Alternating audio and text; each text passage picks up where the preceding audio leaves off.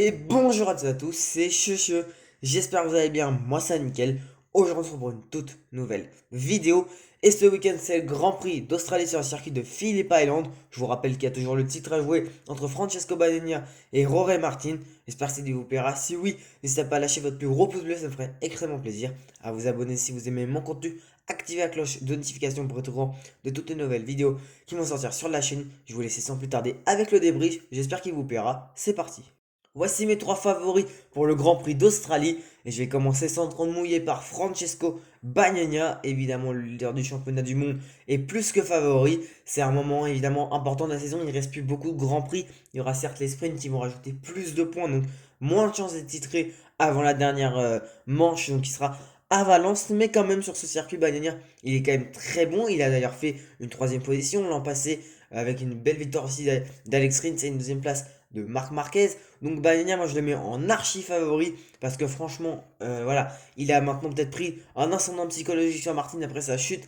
Même si Rory Martin, je pense que voilà, désormais il pourra se vider la tête avec ce titre. Peut-être qu'il va juste jouer les victoires, voilà, et se faire plaisir sur la moto. Et d'ailleurs, Rory Martin, c'est mon deuxième favori. Évidemment, Rory Martin et Pecco, comment vous voulez-vous que je ne les mette pas, hein. C'est vraiment les meilleurs pilotes en ce moment. Il n'y a pas mieux qu'eux. Bezzecchi, Quartararo, Vignales, même eux, c'est pas meilleur qu'eux. Donc, on va voir si Rory Martin peut aller reprendre énormément de points à Francesco Bagnaia en sprint et en course principale. Il le mérite vraiment amplement. Et je vais mettre un troisième favori. Franchement, je pensais pas le mettre en favori, mais je me suis dit, allez, on va le mettre. Et c'est Fabio Di Giannantonio. Franchement, Di Giannantonio, alors certes, il est que 14e du championnat, mais franchement, il mériterait avoir un guidon chez Honda. D'ailleurs, Honda a annoncé que, enfin, Zarco ne veut pas aller dans le HRC.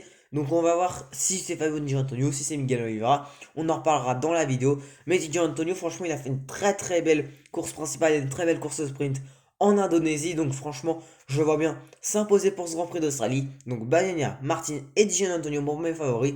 On verra si j'ai raison. Pour moi, une victoire en sprint ou en course principale. Voici à mes yeux trois pilotes qui doivent confirmer ou reconfirmer. Et donc Fabio Quartararo, on va commencer par le pilote français qui doit reconfirmer ses bonnes performances du Grand Prix d'Inde et du Grand Prix d'Indonésie. C'est vrai qu'après à Motegi il n'était pas non plus exceptionnel, mais franchement lors du Grand Prix d'Indonésie, Fabio il m'a beaucoup impressionné. Il est plutôt à l'aise à Phillip Island certes, mais je le vois pas non plus à l'aise comme il pouvait être à Mandalika. Voilà, Fabio Quartararo en plus la Yamaha a l'air de bien marcher en ce moment. Il a l'air d'être en forme. En plus, il ne joue rien. Franchement, au championnat, il joue même plus le titre. Donc voilà, finir cette saison en beauté pour mieux démarrer l'an prochain. Et voilà, donc Fabio Quartararo, un pilote qui doit bien reconfirmer ses bonnes performances. Tout comme Enea Bastianini. Alors Bastianini, franchement, j'étais agréablement surpris de son week-end en Indonésie. Pourquoi? Bah, tout simplement parce que Enea Bastianini, je ne le voyais pas faire des bons résultats cette saison avec cette blessure qu'il a eu quand même au Grand Prix du Portugal après s'être percuté par Marini. Voilà, c'était une erreur du pilote vers 46. Puis je crois qu'il s'est blessé en Catalogne, voilà, en faisant sa chute avec Zarco, avec Bezzecchi, avec Marquez, avec Dijon, bref, avec énormément de pilotes. C'est vrai que c'était lui qui avait peut-être fait le plus gros crash avec celui de Pecco juste après où il s'était fait rouler sur les jambes. Mais voilà, Enea Bastianini, franchement, j'espère qu'il aille, pourquoi pas nous chercher un podium ou même une victoire, que ça soit en sprint ou en course principale cette saison. Et je vais mettre un autre pilote Ducati cette fois-ci. C'est un pilote de la VR46. Il était poleman à Mandalika. Je parle évidemment de Luca Marini. Évidemment, Luca Marini, c'est un bon pilote. Il a vraiment un grand mérite, enfin, même un grand bravo à lui. Malheureusement, comme je l'avais dit dans le débrief, percuté par Brad Binder. Voilà, le pilote italien est malheureusement tombé lors du Grand Prix, alors que je pense qu'il aurait pu jouer même un top 5 en vue des chutes qu'il y a eu, Rory Martin, bref, il y a eu beaucoup de chutes quand même aussi devant.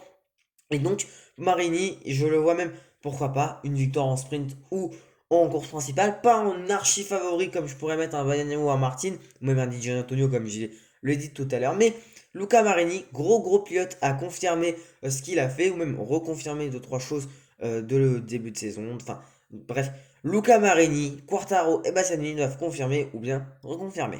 Mais parlons de Honda qui n'a qu'un seul pilote pour l'an prochain, c'est évidemment Joan Mir. Le team officiel Honda donc a eu son annonce comme quoi il y a quelques semaines que Marquez allait quitter Honda à la fin de la saison pour Gresini. mais qui pour succéder à Marc Marquez. Alors on avait parlé de Johan Zarco, malheureusement Johan Zarco ça a été donc démenti. Johan Zarco ne rejoindra pas le team officiel Honda à l'issue de la saison. Voilà, donc il restera chez LCR. Bon, c'est peut-être une bonne chose, un team familial pour Zarco, c'est peut-être mieux qu'un team officiel. Après, on avait des rumeurs de Maverick Viñales, mais Maverick Viñales, bah, il a démenti, il veut rester chez Aprilia l'an prochain, donc Honda, je pense qu'ils vont pas plus pousser pour Viñales si c'est lui qui a dit non. Mais on a un pilote dont son manager a été contacté et il nous l'a confirmé, c'était au micro de Canal+, lors du week-end en Indonésie, c'est Miguel Oliveira. Donc Miguel Oliveira, je vous rappelle, pilote du team RNF avec une Aprilia qui marche plutôt bien. Mais voilà, c'est pas non plus exceptionnel cette saison. Pourquoi pas voir le pilote portugais rouler donc dans le team officiel Honda. C'est vrai que c'est un pilote qui a plus la stature d'un pilote usine que autre chose. Franchement, c'était un bon pilote, Miguel Oliveira. Donc pourquoi pas le voir chez Honda Repsol. J'aimerais beaucoup le voir chez Honda Repsol, voir ce qu'il pourrait faire avec cette Honda qui, je vous le rappelle, est pour moi pour l'instant la pire moto du plateau.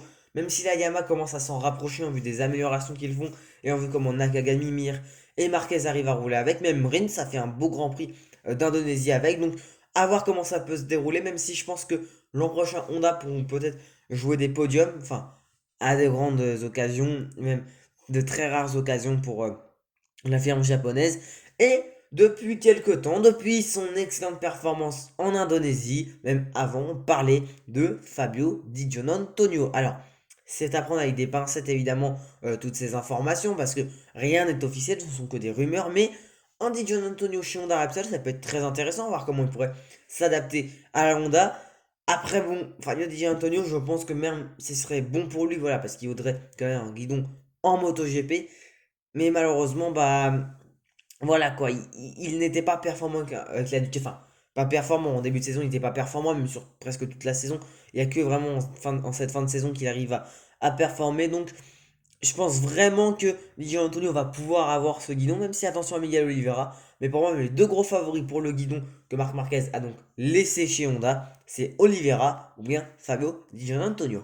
Voici quelques infos par rapport à Phillip Island, le tracé du Grand Prix d'Australie. Il fait 4,45 km de long, 5 virages à droite pour 7 virages à gauche. Et oui, il tourne principalement à gauche, peut-être que ça peut avantager Marc Marquez.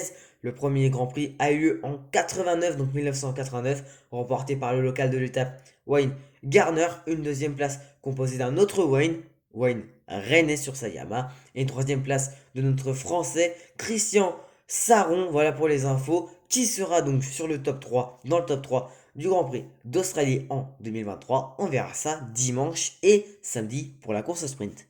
Voilà, cette vidéo est terminée, j'espère qu'elle vous aura plu. Si oui, le petit pouce bleu, abonnez-vous avec la cloche si vous aimez mon contenu. En tout cas, c'était Cheche, moi je vous dis ciao dans une prochaine vidéo.